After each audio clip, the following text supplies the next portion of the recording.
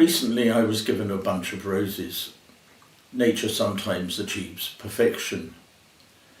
The colours were delicate without being shy, the fragrance was gently assertive, the thorns were vicious, and I was badly scratched. Which set me thinking about how the perfect whole, the complete entity, is created from interdependent opposites, opposing complementaries. These are not new ideas, of course. The ancient Chinese had them in the yin and the yang. But I think art should still aspire to continue to represent these notions of beauty. So I'm about to do a triptych, and I thought I would film it and talk about these ideas of interdependent opposites during the painting. That's all.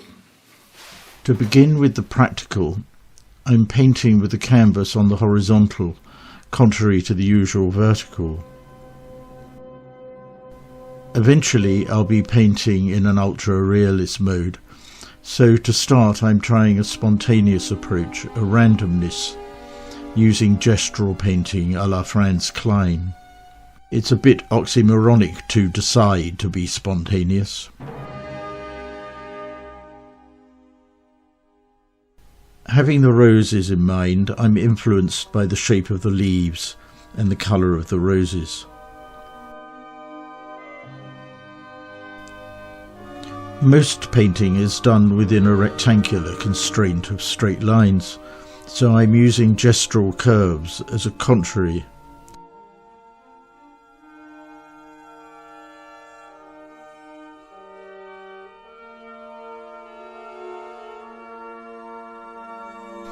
At this stage it began to rain heavily, so I left the canvases out overnight, which gave the paint a speckled effect. The Triptych Stage One. After all the soft random shapes, I want, as the contrary, hard defined geometric shapes, so I cut out semicircles as masks and spray on with a diffuser, which gives both hard and soft edges.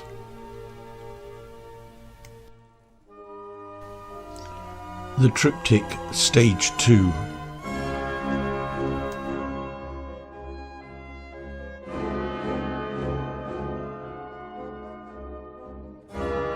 Now back to painting vertically, and after all that thin paint I'm using impasto or thick paint, and as a contrary to the broad shapes, some thin sharp lines, the thorns perhaps. To counteract the big and broad I need a scattering of small shapes, so I drop from a height the rose petals. Where they land at random I paint in impasto an approximation of their shapes.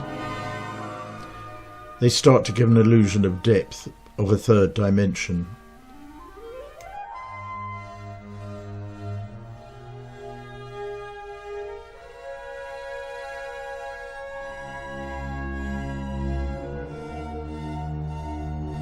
Triptych Stage 3.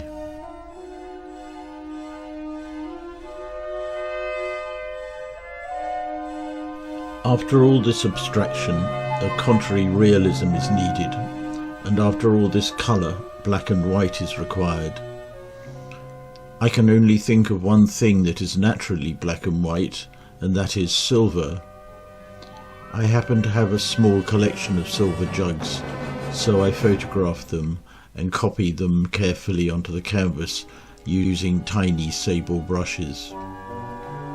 One day some art critic or academic may well propose a specious interpretation of the profound symbolism in the use of silver and small jugs. The completed triptych. So, in conclusion, we have interdependent opposites, opposing complementaries, a contrariness. Abstraction is allied with realism, colour is allied with black and white, soft with hard and sharp, straight with curved, thick with thin, defined with diffused, metallic with softness, flatness with depth, randomness with design, vertical with horizontal, dark with light. Opposite but equal, all conspiring to create an equilibrium, a harmony. Well, that's the finished piece now, and you're probably wondering what the music was. Well, it was Haydn's creation, the depiction of chaos.